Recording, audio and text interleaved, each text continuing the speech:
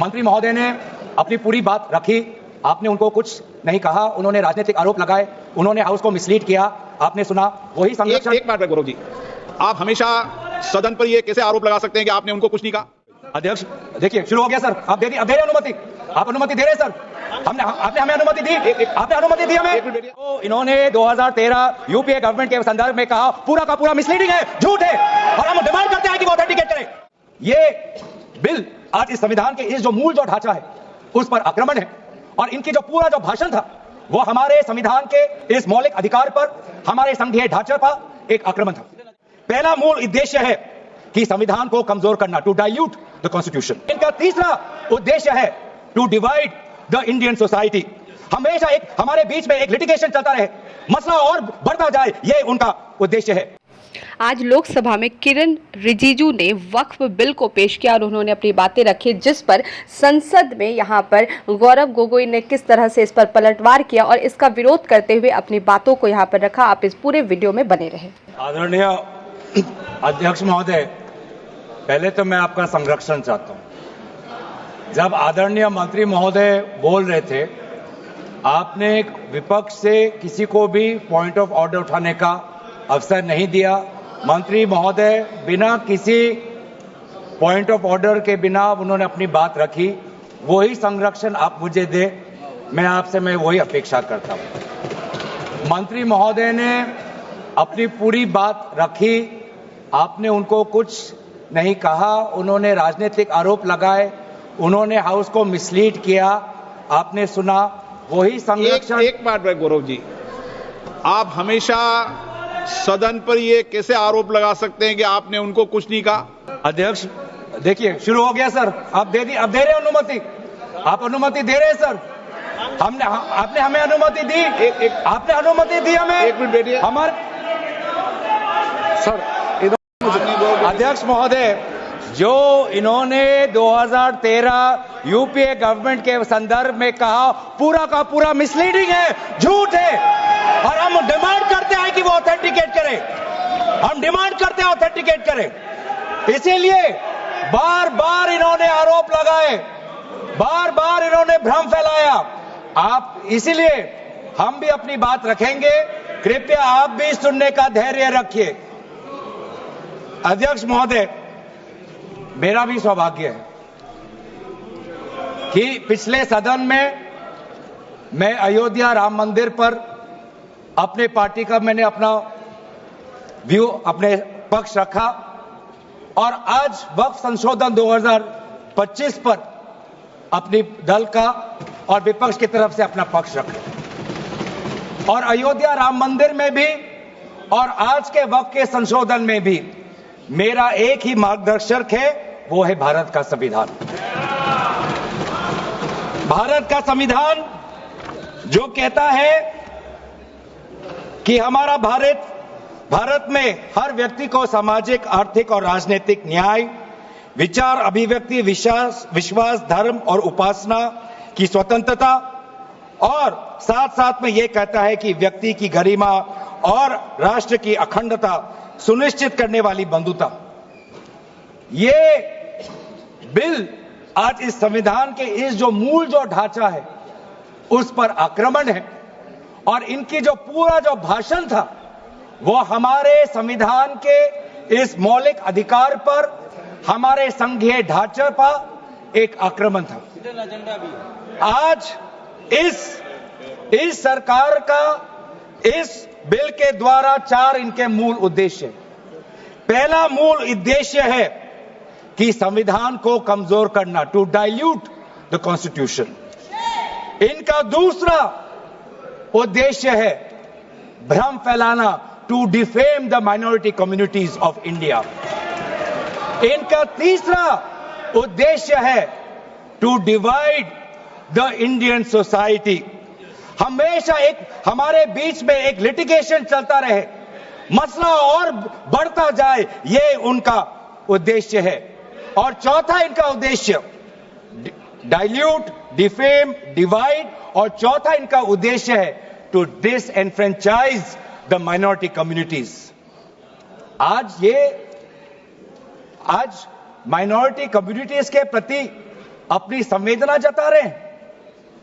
Sir, कुछ हफ्ते पहले देश में विभिन्न जगहों में लोगों ने ईद की शुभकामनाएं एक दूसरे को दी।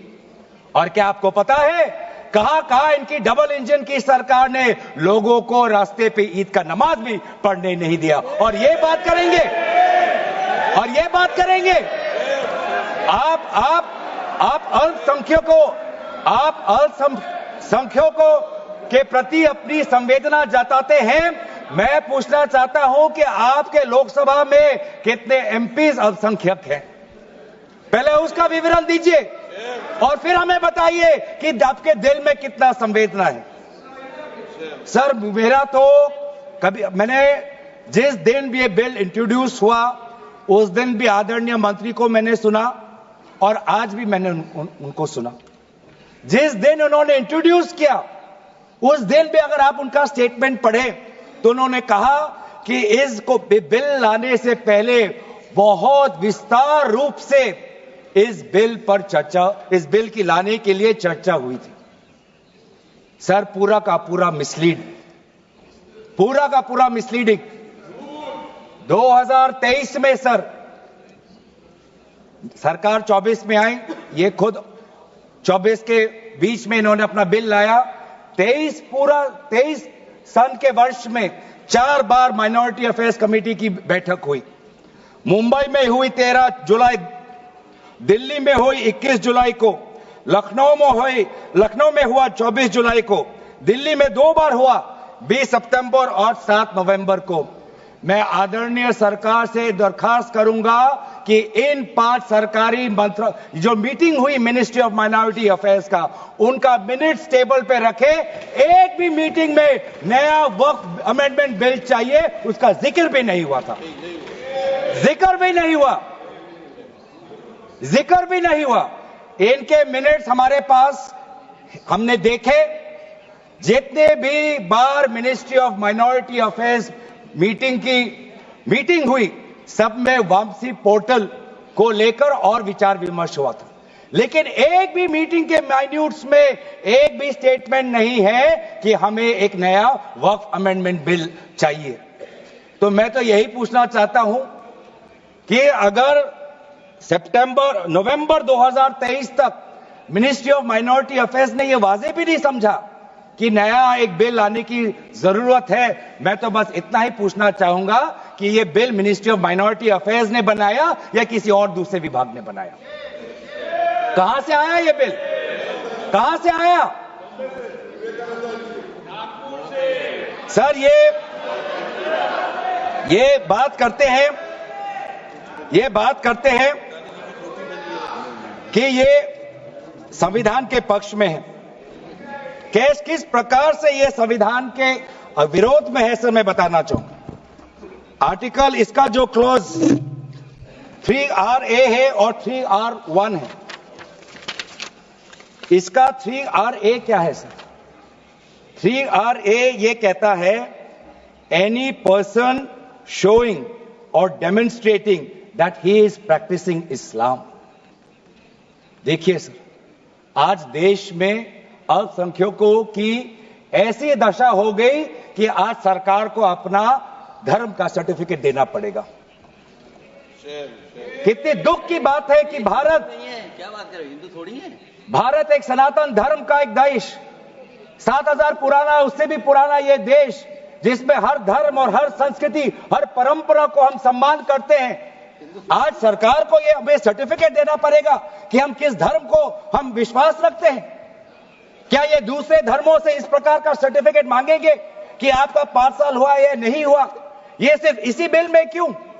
ये संविधान के विरोध में नहीं है? ये आर्टिकल 26 के विरोध में नहीं है? सरकार क्यों धर्म के इस मामले में दखलंदाजी कर रही है कि आप इस धर्म का आप विश्वास करते हो कि नहीं हो, उसका पहले मुझे सर्टिफिकेट दो? ये किस प्रकार का न्याय बना रहे हैं? ये किस प्रकार का कानून हम बना रहे हैं? 3R1 क्या कहता है सर? इनका 3R1 जो आज इन्होंने हटा ही दिया है, 3R1 कहता है a work by user but such work shall not cease to be a waqf by reason only of the user having ceased, irrespective of the period of succession. ये इसकी हटाने की क्या जरूरत थी सर? ये हमारा बार बार विभिन्न जजमेंट के द्वारा ये पूरा वक्फ बाय यूजर और इसके बारे में विभिन्न जजमेंट आए सर. दिस एक जजमेंट पढ़ना चाहूंगा. M Siddique, Ram Janmabhoomi. Muslim law does not require an express declaration of a waqf in every case. The dedication resulting in a waqf may also be reasonably inferred from the facts and circumstances of a case or from the conduct of the waqif. तो ये बार बार ये विभिन्न judgement के द्वारा वक्फ और ये जो पूरी इनकी जो परंपरा है, विभिन्न जजमेंट ने ताकत दी और आज यही विभिन्न क्लॉजेस के द्वारा जजमेंट्स को भी और हाईकोर्ट के ताकत को भी ये कमजोर कर रही है. सर पहले वक्फ क्या है ये भी हमें समझना चाहिए. Waqf means the permanent dedication by any person of any movable or immovable property for any purpose recognized by the Muslim law as pious, religious, charitable. Sir आज ये क्या कहना चाहते हैं कि वही व्यक्ति जो प्रैक्टिसिंग इस्लाम कर रहा है 5 साल के लिए वही आ सकता है जो इनका 3RA है और जो सेक्शन 104 था. आज इन्होंने सेक्शन 104 हटाने के पक्ष में कहा, लेकिन सेक्शन 104 यही कहता है कि कोई भी व्यक्ति वक्फ कर सकता है. तो यही तो हमारा सेक्युलर नेचर है कि कोई भी व्यक्ति अब वक्फ कर सकता है. अब ये जो अधिकार है एक व्यक्ति का, आप उस अधिकार को आप क्यों छीन रहे हो? सिर्फ ऑप्टिक्स सर, इनको बाहर दिखाना है कि हम ये बहुत बड़ा काम कर रहे हैं. क्या इन्होंने कहा कि क्लॉज 9C में ये कहते हैं कि 2 महिला को हम ये इंक्लूजन कर रहे हैं. ये पहले भी था सर. अगर आप 1995 एक्ट पढ़े तो ये पहले भी था, उसमें ये भी था कि 2 से ज्यादा सदस्य महिला हो सकती थी. इन्होंने तो 2 पे ही कैप कर दिया. ये पहले से ही था. ये सिर्फ दिखावा. और इनका 3R4 में जो ये विशेष रूप से विडो, डिवोर्स वुमन और ऑर्फन की बात करते हैं, ये पहले भी था सर. ये पहले भी जो 3R है जिसमें वेलफेयर की उल्लेख है, उस वेलफेयर एंड अदर पर्पसेस में window, divorce woman and orphan पहले से ही उसमें समा जाता है. लेकिन इनको भ्रम फैलाना है. इनको भ्रम फैलाना है कि वर्तमान का जो एक्ट है वो महिलाओं के खिलाफ है.